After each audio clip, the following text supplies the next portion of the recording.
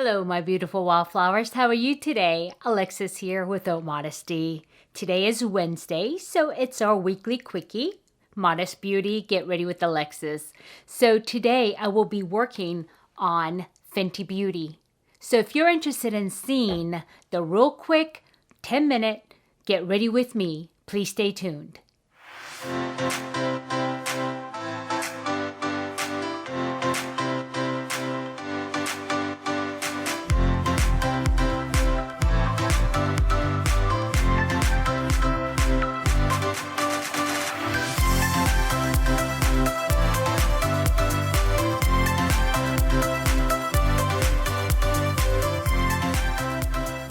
Okay, my beautiful wildflowers, I'm back. As usual, I'm going to give you a real quick introduction on what I will be using mainly. I'm not going to go into the small pieces of it, but mainly what I'm using for the large parts. And as I was showing you, I will be using the Fenty Beauty eyeshadow palette. This is first impressions for me.